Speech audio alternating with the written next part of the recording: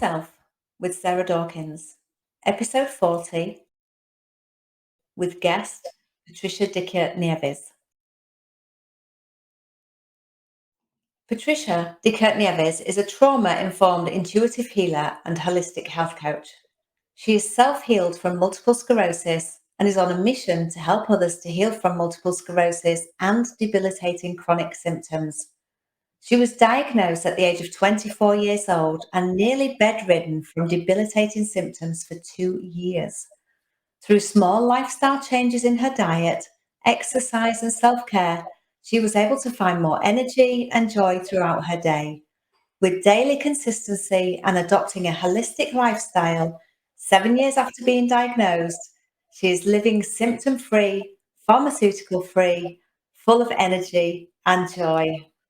Welcome, Trish, and thank you for joining me. Thank you so much, Sarah. I'm so happy and grateful to be here with you today.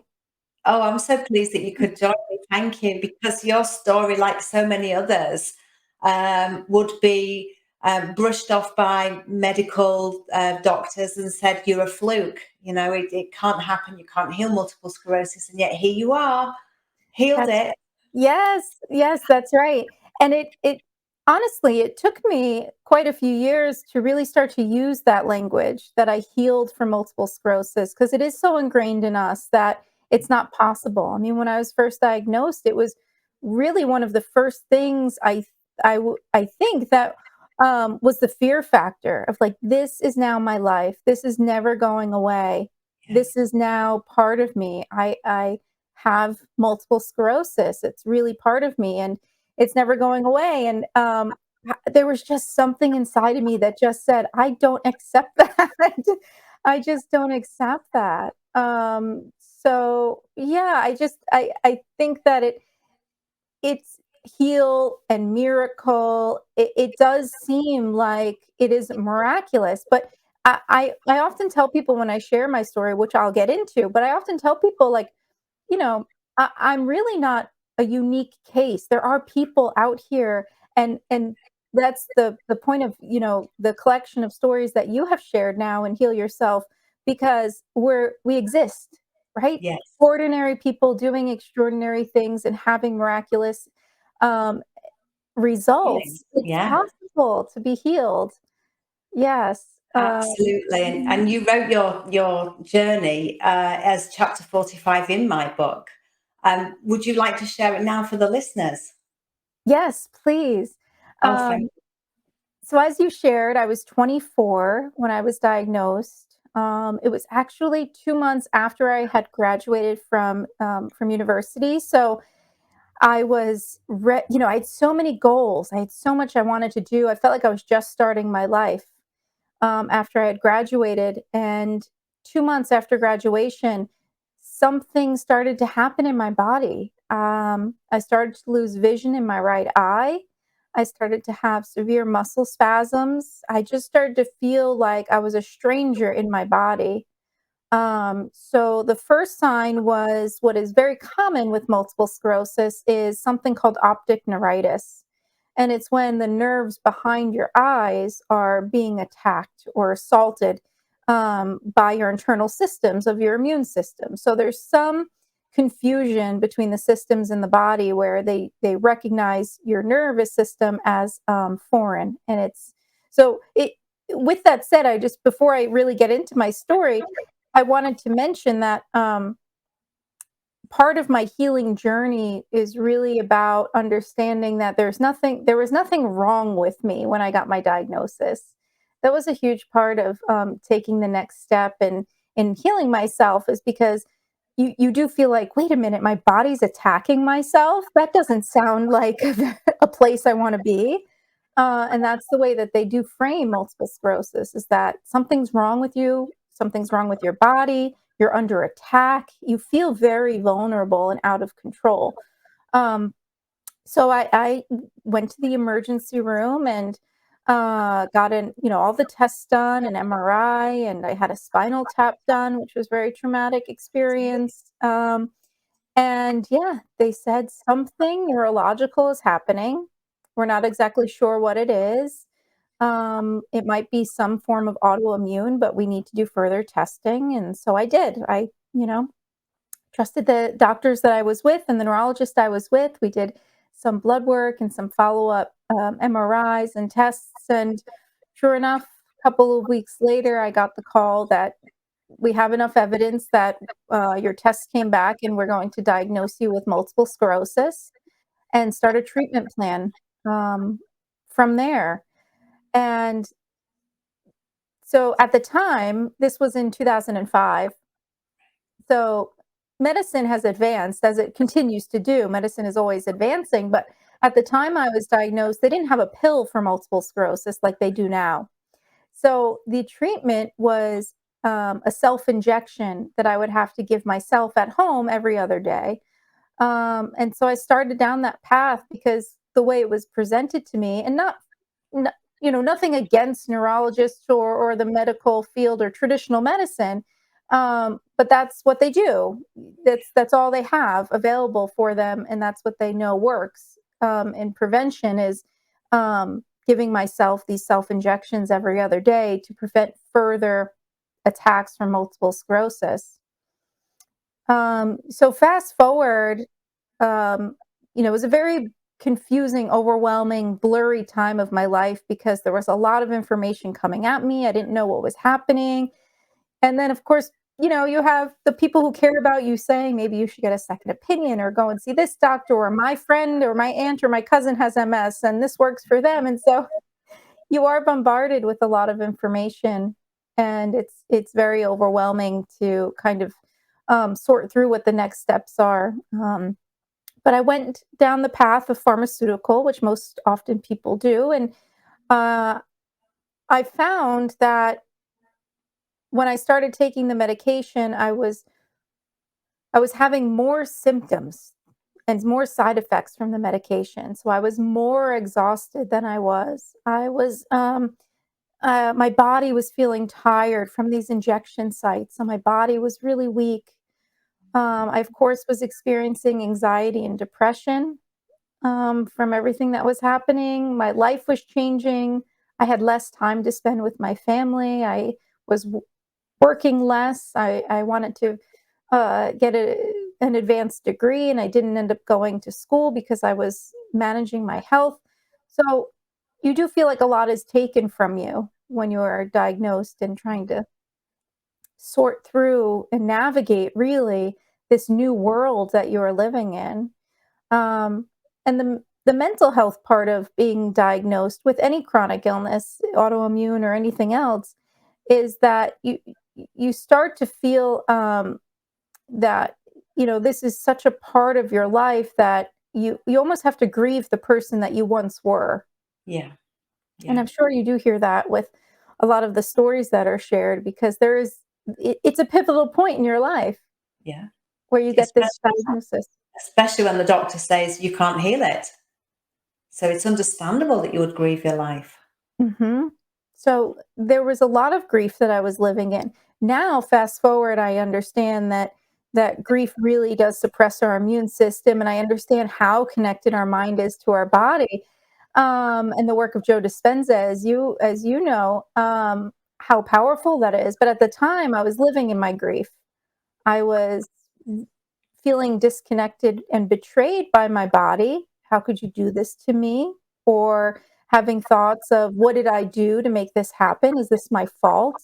Yeah. And the life that I had dreamed of is now gone. So what's the purpose, right? So I was feeling a lot of depression and anxiety. So all of these symptoms that I was bringing to my doctors, the result was another pill, was more medication.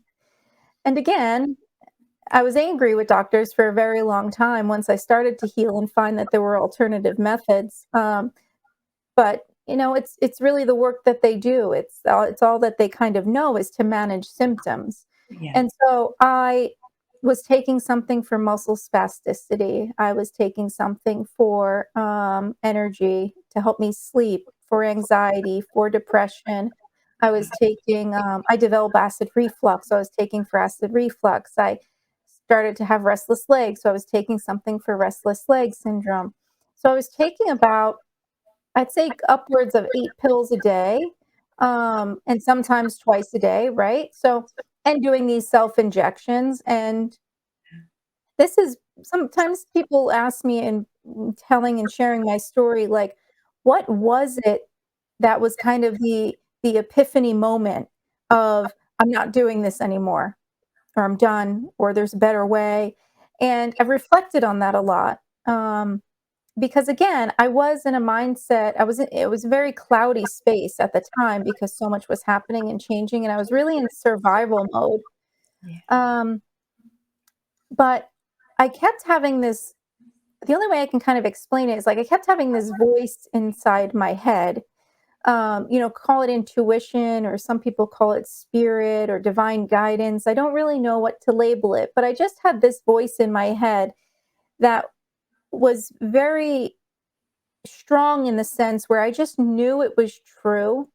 And I just followed that voice, and that voice kept telling me that the medicine is making you sick. And that was a message I just could not get out of my head. So every time I was taking medicine, I just had that feeling and emotion that this is making me sick. And again, looking back on things, knowing what I know now, that's a very clear level of manifestation that Dr. Joe Dispenza and Bruce Lipton and all of those wonderful mentors and guides that we follow talk about, is that, there is some sense of manifestation where if you say, I feel sick, or I am sick, you Yeah. are going to feel that. Um, so in taking the medication, and this voice was just nagging in my head, I could not get rid of it. And I finally said it out loud to my husband, which, thank goodness, I had somebody that was very supportive of my journey at the time. But I just said, I don't know how to explain it, but I just know that for me, this medicine is making me sick, and I don't want to take it anymore. And that started the journey of, okay, well, what's the alternative? And at the time, I knew nothing. I was a college student, so I had the worst diet. And I ate food out of their microwave probably 5 nights out of 7. So I did not understand clean and green or organics, or detoxing your home and the effect chemicals. I mean, nothing. And there was no resources like there are now. There's so many beautiful resources available for people to find alternatives. But, like anyone, we, at that time in the early 2000s, we took to Google and said, okay, what are some alternatives for muscle spasms? And then we found, oh, magnesium. Okay, so magnesium might be a supplement that we can take. Okay.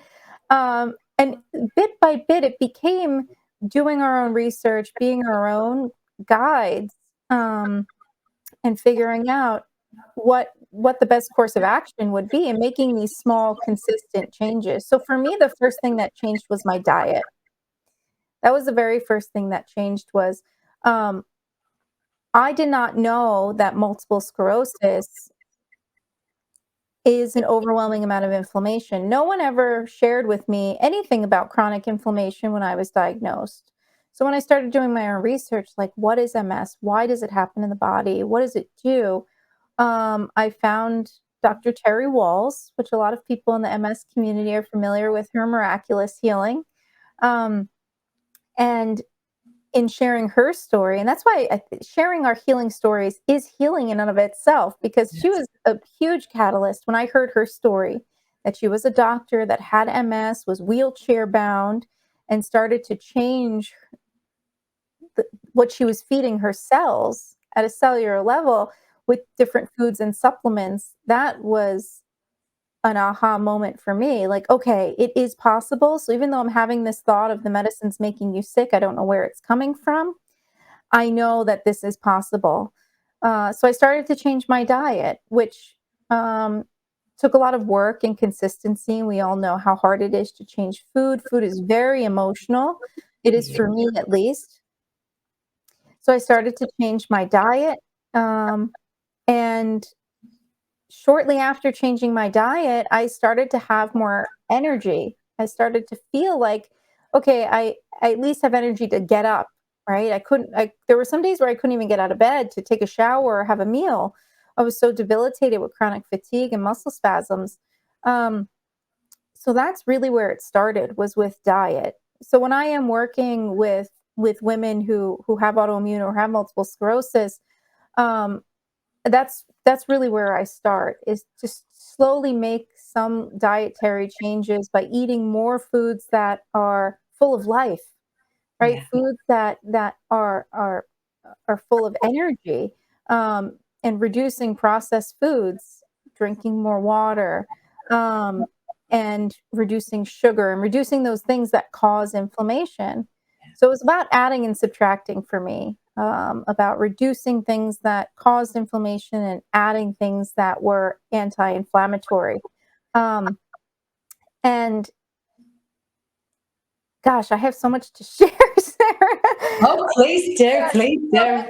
okay. Okay, great. I just am so energized by this because it really did take a village. It was a lot of mentors that I found online and information that it slowly started to change my life. And so once I started to eat some fresher foods, and I'm talking like green smoothies in the morning, and having a green smoothie in the morning when you're a 26-year-old post college student who knows nothing at the time. Again, remember, it was, so at this point it was about 2007, 2000, yeah, 2006, 2007, about 2 years after I was diagnosed. So I'm having green smoothies in the morning. I'm starting to incorporate more anti-inflammatory foods like leafy greens, kale and collard greens, and cruciferous vegetables like broccoli, and anti-inflammatory and antioxidants like blueberries, and adding more ginger and turmeric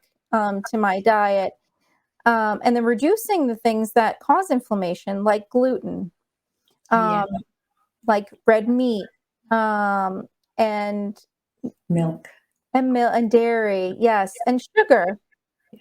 So recognizing that I needed to slowly start to reduce those things and add the others, I really very, very quickly for me, and I'm now, we know everybody is different, but very quickly for me, I started to at least feel like in my body I had more energy. So I was then able to incorporate more movement throughout my day.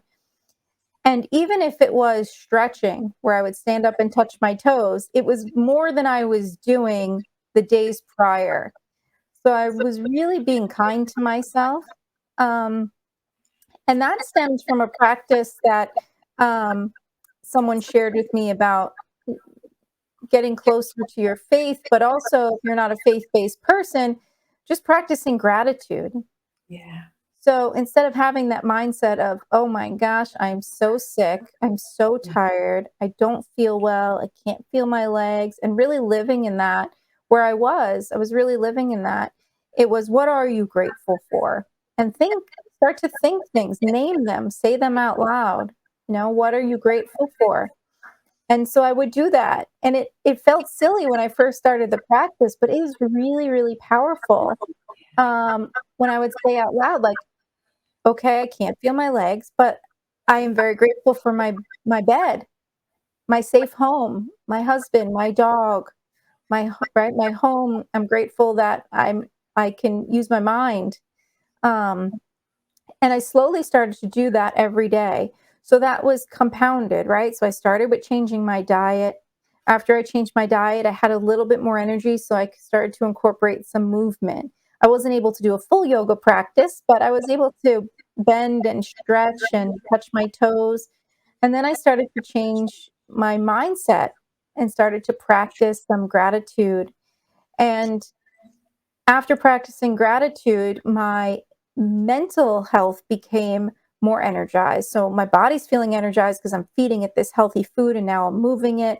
And now I'm practicing gratitude, and my mental health is starting to feel more energized. So I'm now waking up with, instead of feeling that dread when I would wake up automatically, now I'm starting to wake up with a little bit more gratitude and a little more hopeful. My heart was a little bit lighter. Um, and I slowly was able to start to wean off of different medications, now that my diet changed, my mental health changed, I'm moving more. Um, so slowly getting off my medication, which also had side effects of its own. So all of these little changes that I made consistently each day over months and months and months started to compound, where one day I woke up and I just said, I'm going for a walk. I'm going to go outside. And then that's why I realized, like, wow, there's something really powerful about being in nature and Yeah. fresh air. Yeah. And so this is how my journey started to unfold. I was just approaching it with curiosity and just knowing that it was just so soulful. It was really soul led, that this was the path for me and this is what I needed to do. Um, After I started to be in nature a little bit more, I started to sit in silence and, you know, did my best to attempt to meditate and started to listen to my body and recognize that the symptoms that my body was having was really the only way that my body was able to communicate with me. Yes. My body couldn't tell me that something was wrong.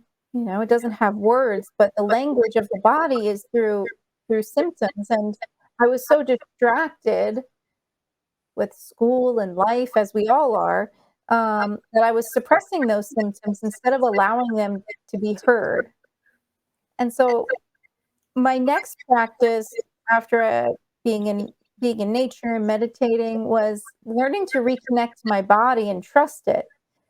So if you remember, in the beginning, I said, like, I felt like I was betrayed, and I did. I felt like, I hate my body. I hate this body. I really felt that way. Like, if only I had a different body, or my body's holding me back. And so I realized that I needed to send my body gratitude. I needed to be grateful that it was sharing information with me through this optic neuritis. It was saying something's not right, and this is what's happening. And so I would, to Dr. Joe Dispenza's work, shared that, putting your hands on your body and closing your eyes and going inward and doing your best to communicate at a cellular level to your body and send it gratitude and say, thank you. What is it that you need? I'm grateful for you. I'm here for you. I love you. And it, again, when I first started these practices, they sound absolutely cuckoo. they sound they sound wild. But I just thought I have nothing to lose because I want something different and I can't keep doing the same things if I want a different outcome. So I need to try something different. And the feeling and sensation started to come back into my legs and my feet, where in the past, my feet were always numb and my legs then would go numb and restless and have muscle spasms where I wouldn't be able to walk and be in pain and have to massage my legs out before I could walk. And yes, there is some compounding effect of eating right, moving, walking in nature, but also what really, for me, really shifted the healing. This is where we go from managing symptoms to get over the hump. You're managing symptoms naturally to now they're no longer there. Their symptoms are gone. And now you are healed and your legs feel like back to the way that they were. Is doing that mindset work and that spiritual work. So it really did learn through my own journey the importance of the mind, body, spirit, medicine, and how it takes all three of those to get to that level of healing. But honestly, it wasn't until I'd say probably 7 to 10 years after I was pharmaceutical free and even living symptom free for like 3 to 5 years before I started to feel comfortable saying, I really don't think I have MS anymore. And it felt really radical, like, to Yeah. say that out loud. Like, I used to have MS And that was language that I started to use. I used to have MS. I don't have it anymore. I had symptoms of MS. So when I do work with women who have multiple sclerosis, we start with diet as far as habit changes to manage our symptoms and overcome symptoms. But really the precursory work is the belief that healing is possible. Yes. It's possible, and it's possible for me, it's possible for you, and you know that it's attainable. There's some level of whether it's commitment or you sometimes I call it a surrendering, Yeah. uh, to say that healing is possible. I believe it, I know it, I want it, and I'm gonna do what I have to do to get there. And it's going to take as long as it needs to. Yeah. It's different for everyone. And only you know what is going to work for you. And so I share my story. I share more in detail, of course, about diet, nutrition, different mindset works and practices like positive affirmations, meditation, body scanning. I mean, there's so many different modalities out there. And as a guide and a coach now, I share all of the options and I say, just be curious and Yeah. kind to yourself. Yeah. Try it with an open heart and an open mind. See if it works and resonates with you. Give it some time. And if not, that's okay. Just move on to the next thing. Because what worked for me is not going to work for somebody else. Everybody's journey is unique. But it is possible at the end of the day that healing is possible because it did happen for me. Um, and there was a surrendering of, it does seem unbelievable. Like, wow, even hearing you read my bio, sometimes I hear my own story and it's like, wow, it really is like it's just my life, but it is inspiring in of itself. Yeah. Uh, Yeah, and I think it was Joe Dispenza that said something along the lines of to change your limiting belief that something is impossible, you only have to see or hear one person of doing what you thought was impossible to be able to change your mind. And studies by Ash and Milgram back in the 50s and 60s have shown that with groupthink, if one person stands out, others will likely follow. But it is that belief set that, the doctors tell us we can't heal. So when we see one person healed, we go, wow, they've done it. If they've done it, why can't I do it? Because we are miraculous beings, aren't we? Absolutely. Yeah, absolutely. That's really the first step. And that's why I'm so appreciative for you to have this platform for people to share their healing journeys in your book and now on this podcast because there is healing in stories in when you do know there, that's where the shift happens when you hear. And like you said, it's like mind-blowing when you're like, wait, that's what happened with me with Dr. Terry Walls. It was like, wait a minute, she was wheelchair bound with debilitating symptoms from multiple sclerosis, and now she's not. So what happened there? And I'm continuing to grow because I'm such a seeker of knowledge because I talk to people who are living with chronic illness and debilitating symptoms. I'm an energy practitioner. I'm also a holistic coach, health coach, and in hearing their stories, there's so much suffering. Yeah. There's so much suffering, and for me, it's so unnecessary.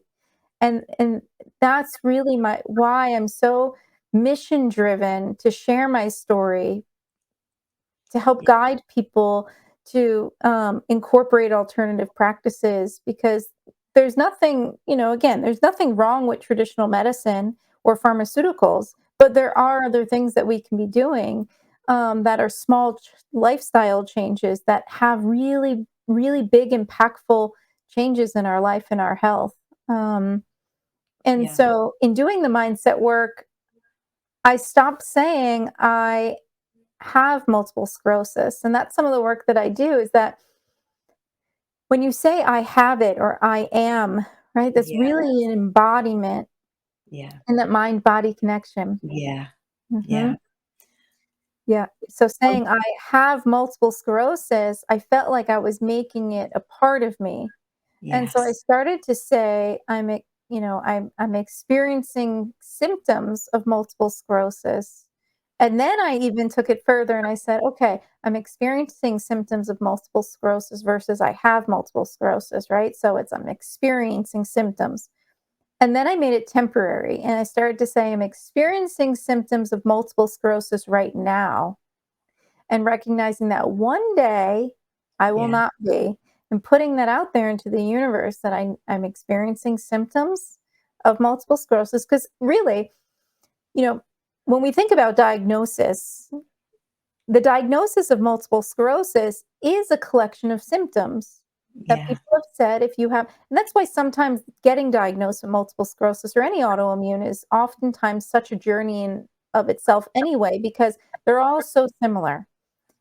Right? They're all so similar, but at the end of the day, they're a collection of symptoms, um, that your body is not integrated. Your systems within your body, the nervous system, the immune system, your neurology, your mind, body, spirit, there's some disconnect.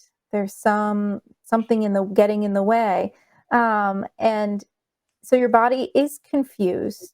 And looking back on my journey, now that I'm a trauma informed coach and learning about the root cause of trauma and our trauma response Yeah. and our mechanisms in our body that keep us safe, the effect that they have on our nervous system. I'm really learning, within the last 2 years, I'm really learning how powerful, learning how to regulate your nervous system is in connecting your mind and body so you can listen to those symptoms and not allow all the distractions of life to get in the way of your true connection to your body, because that's really, when I look back on the time when I was diagnosed, I was very disconnected. I was, what's next, what's next, what's next, how can I do more, have more, be more? Yeah. um Yeah. wasn't living in the moment. Yeah, but that's the sign of the times, though, isn't it? That's how we kind of, work harder, earn more, buy bigger, show people what you've got, and at the end of the day, why? It's let's bring it back down to what do I need for myself? I don't care what other people think about me. It's about what do I want for me, and I don't want that big house, that big flash car, So it's like let's live a life that is truly authentic. Who am I to start with? Because that is a job in itself, isn't it? And then what do I want? To be truly authentic and live the life that I want, not that the news or the media tell me I'm supposed to be, but what is it? Who am I and what do I want? Absolutely. And I think when I was going through my journey and realizing that I was healing, and is this really what's happening? And I even my MRI started to improve. So there is proof there that there was some healing happening. Um, I was of the mindset still of, well, I can't wait till I'm healed because then I can go back to doing the things that I wanted to do. Yeah, Instead of releasing that and saying, like you're saying, asking myself, well, who am I now? Now yeah, that I've gone through this, I don't have to go back to being the person I was before I was diagnosed, because I can never, because I'm completely transformed. This experience completely transformed me. So, really doing that self inquiry while the healing was happening and accepting it and saying, well, who is it now that I am? And what do I really want? Because now I'm changed, and doing yeah. that self inquiry, and how powerful that is, right? Absolutely, absolutely, and as I say, it's a job in itself to reconnect with the mind body, because another part of the medical model is to separate everything out, isn't it? So you've got neurologists that only look after brains, cardiologists that only look after hearts, and everybody's separated our whole system out into the minutiae. And actually, let's put it all back together and see how it all works together, because I mean, even science has proven the mind body link. So it's not some woo and out there. It truly is happening. So if we know the mind and body's linked, Why don't we work with that and bring ourselves back into ourselves and reconnect with, like you said, whether you call it your inner wisdom, your higher guidance, spirit, whatever you want to call it. But we need to reconnect with who we are now in this now moment, because we're all too busy, rush, rush, rush. And who do I want to be? And what am I looking forward to buying next? And when's my next holiday? And what am I doing next weekend? And it's all next, next, next. Let's bring it back and just be right here, right now. The power of now, right? The mindfulness, Yeah. very powerful. And I when I started to walk in nature, that's when that really came to me, because I just forgot. It just started to melt away, all of the things I needed to do and the things that I wanted and the desires. It was just right now. This is where I am, right here, right now. Yeah. And that's really a powerful practice. Yeah, absolutely. And was very fortunate on my journey, to find the mentors. It was almost like, some people call it divine timing, because I started to find the people that I needed at the time I needed them. And Yeah. Dr. Terry Walls was first, right? I saw her story, and then I was like, wow, it is possible. And then Dr. Joe Dispenza about connecting with your body at the right time that I needed it. And there was a lot. I mean, David Wolfe was someone that I found, who talked about the power of superfoods and anti-inflammatory foods, and how to use foods for energy. And so all of these people just started to come into my life at the exact moment that I needed them. And then post healing, um, I when I got my health coach certification, I thought, this is now what I want to do with my life. I want to now share my journey, help guide other women who are suffering with symptoms of MS, and share that it's possible to heal, and guide them through that. At that time, I found a local holistic, a board certified doctor of natural medicine that's in my community.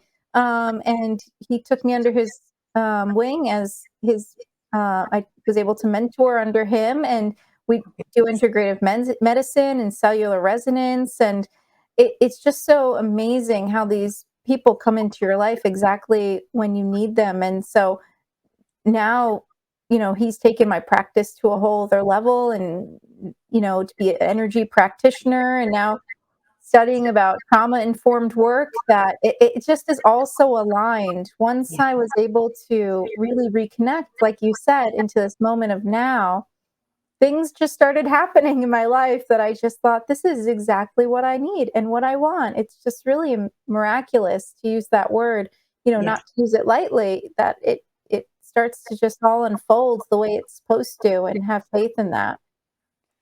Yeah, and like you said before, it's not just one thing. It's not just because most people focus on the physical. So eat more vegetables, do more exercise, drink more water, sleep more, and that's it. But that's just the physical side of it, isn't there? That you've got the mental side with the gratitude and the meditation and the mindfulness, the spiritual side with your reconnection to whatever name you want to give it. But like you say, there's the trauma enforced, the emotional side that most people don't even know that they don't know, because it's tucked away and hidden. And that needs to be acknowledged and recognized and let go of, because that as well, it speaks to us in symptoms in our body. And that's a huge part of the healing process, addressing those emotional traumas from our younger years. Mhm. So there's lots of different facets to it. It's not just you just do this for a period of time and you're healed. It's like there's all these different things to do, but when you do them all bit by bit by bit, because you can't just change everything all at once, so you just start doing what you can where you can, and those slow changes eventually transform your life, because when you look back, you've changed so much, but over a period of time, because you've had that time to change. I love the way that you said that, because it really is, you do what you can from where you are with the resources you have, and be kind to yourself, be Yeah. curious about what's available. And self-love is, practicing self-care regularly, and showing yourself some love and grace. and saying, I'm doing the best I can. And we do get overwhelmed. I mean, it still happens to me where it's, am I eating the right thing? Am I exercising enough? Am I meditating? Right? It's like we can say sometimes it's okay to just do whatever you want. You want to watch Netflix and, Yeah. and, it's okay. What you know intuitively what it is that you need at that moment, and just continuing to give yourself permission to lean into that a little bit without any kind of guilt or shame, and just say, this is what I need right now, and it's okay. And tomorrow I'm going to self assess again, being in the moment and being mindful and figuring out what it is that I need now. Um, and I think for me, when people say, how long did it take you? And I say 10 years to heal, it's very daunting, but that was my journey. It could take somebody else 2 years. It took Yeah. me 10 years. And again, it's about the resources. At the time there wasn't all these amazing resources that there are now.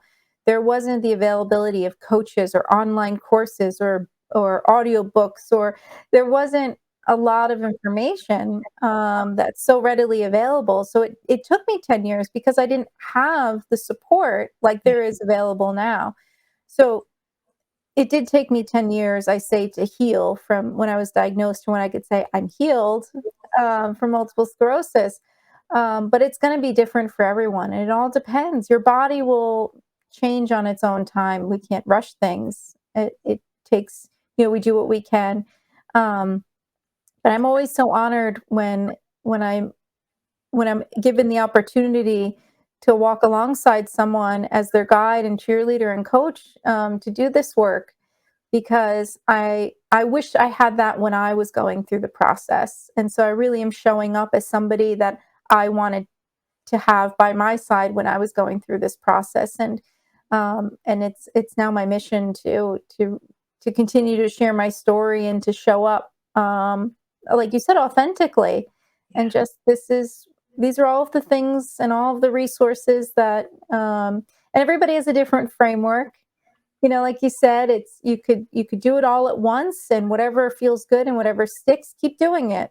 Or you can start with the physical, and that was what worked for me. I started changing my diet. I started moving my body. I started there, and then I progressed up to the mental, emotional. Then I progressed to the spiritual, and then your outlook starts to change. And so healing is not linear, as they say.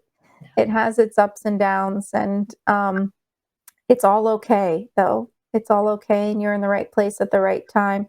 Um, I think a big part of it as well, I find when I'm working with clients, is undoing the conditioning from the doctors when they're told they can't heal from it. Um, and you're working with them to say, well, look, I've healed. These people have healed. Why would your doctor tell you can't heal? They're telling you that because they are trained through pharmaceutical companies. So they're trained to put your symptoms together, give you a diagnosis, and link a pharmaceutical to that diagnosis. That's where their training stops. So it's not their fault. That's all that they know, unless they've done extra training outside their medical training. So and I go through my story and other people's stories, and unpick some of that mental conditioning that and that it's a belief system as well, because when you get given that diagnosis, you get a program and a set of beliefs that's all installed into your body, which is likely why it took you so long to say, I'm healed from multiple sclerosis, because of that conditioning. The doctors say you can't heal it. So to step outside of that and say, I am healed is is against medical intervention, against medical knowledge. yes, absolutely. Yeah, there's something about that where you feel stuck. You feel Yeah. stuck. Like, this is my experience, but it's not a common experience. And there is something about, I would say, identity. So for me, when I still am a little bit. I say sometimes, like, I'm a recovering people pleaser because I am very much a people pleaser, and that's part of my that may be a trauma response that I'm learning now, but I didn't want to ostracize anyone by saying I'm healed or it's a miracle, because I didn't want to shine the light on me to say I'm special and I'm different. And there's something about that too. That was my feelings of saying that I'm healed, and that it is a medical miracle. But if it happens more than once where I am not special, this can happen to you too. These are the things that I did, and people do the things that I am doing and are also healing. So there has to be something more and something to it. Um, and I think the identity, like you were saying, the set of conditions that you're given that then become the way that you show up in the world, with this conditioning of I'm going to be sick or I am sick and there's no way out. You get stuck there in that belief system that this is now my life and this is now my identity. And even calling myself, like an MS warrior, and saying I'm an MS warrior, and that's really wonderful language, I feel, in the MS community, to keep everyone together as an MS warrior. But I also felt like, but there's still some suffering in that. Like, just because I have grit and fortitude to, like, still push on through even though I have these symptoms, it wasn't enough for me. And I started to use language like I'm an MS wellness warrior, like, Yeah. instead of an MS warrior. So language and your belief system becomes your identity. It's even though those little shifts for me of MS warrior to MS wellness warrior, it was more empowered. It wasn't like I'm going to push on through these symptoms. It was, I'm going to be an MS wellness warrior. I'm using these symptoms, I'm managing these symptoms, I'm overcoming these symptoms. And so when I started to work with women who have MS, I found that that is really empowering language, Yeah. is to identify as an MS warrior, because I'm strong, but there are days where we need to give ourselves permission to submit and Yeah. say, I'm going to listen to my body. I'm not going to push on through. My body is weak and needs rest right now. And healing is work. Healing is a lot of work. Your body is going through a lot of changes and shifts, and it's emotional, and you find that relationships change once you go through healing, and your worldview changes, so your career aspirations change, and your relationship with money changes. I mean, it really shifts everything once you start to heal. So it is exhausting work, and it's really important to allow yourself rest. So this whole idea of being an MS warrior, I just felt like, yeah, I am a warrior because I'm strong, but I'm not pushing through. I'm giving myself permission um, to rest, because nobody else is giving you permission to rest. That's No. the societal pressure of, like you said, be more, do more, have Yeah. more. And you feel like, oh, I'm being lazy if I don't do that. Yeah. And I'm it's not a conditioning.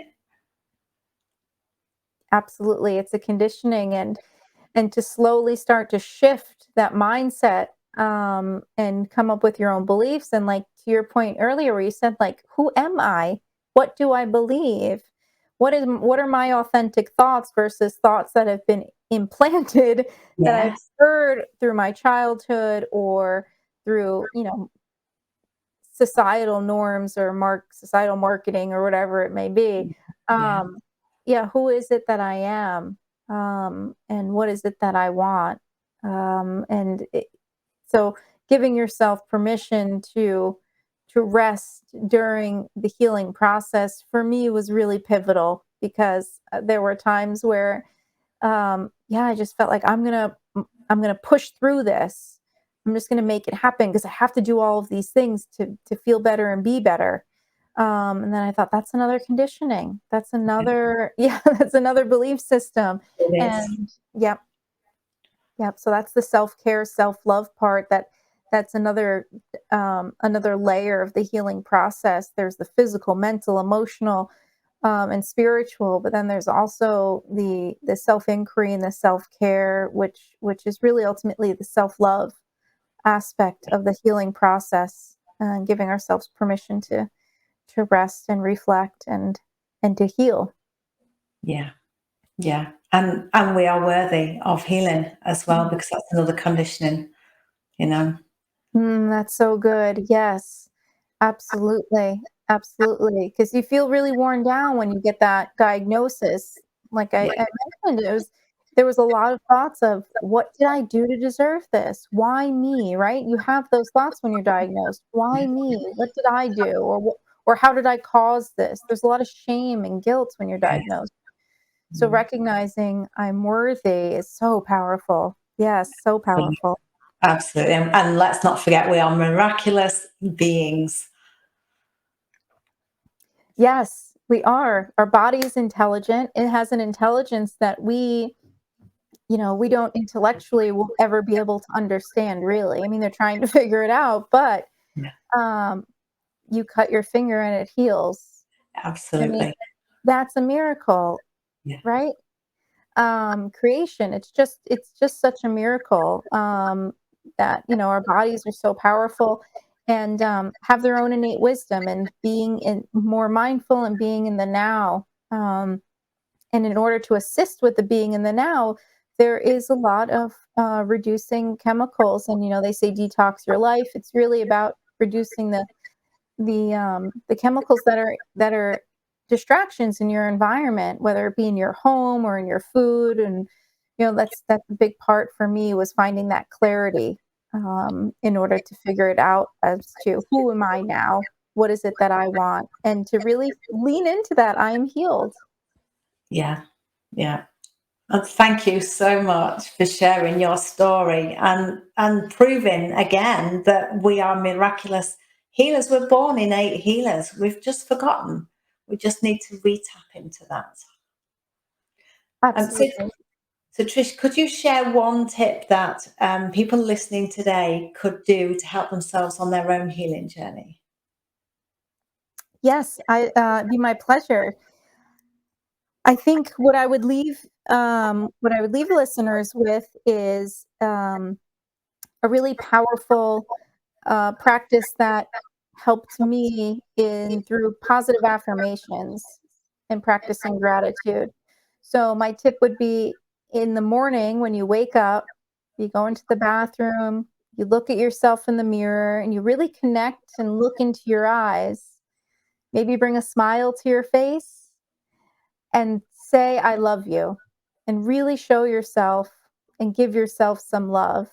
And say it a few times, 3, 4, 5 times, looking in your eyes. I love you. I love you. I love you. I love you. And say it until you can receive it, because you're giving yourself love, but you also want to receive your love. Yeah. It really sets a beautiful tone for your day, where you are full of energy and feeling loved and worthy and empowered. We don't do that enough. We don't show ourselves love enough. So it's a really powerful journey. And if you do that, I'd say give it 21 days, 21 to 28 days every morning, connecting with yourself, smiling, looking in your eyes, saying, I love you, I love you, I love you, I love you, multiple times. You'll start to feel a little bit different. So notice how that's shifting your energy and how you feel about your body and yourself. Wonderful. Thank you. And where can people find you? Yes, so you can find me at the multiplesclerosiscoach.com, and on Facebook, the Multiple Sclerosis Coach. And my personal Instagram, where I share a lot about my story, is at Love Being Trisha. Wonderful. I'll share all that in the text below. Thank you for joining me on Heal Yourself. Thank you so much, Sarah.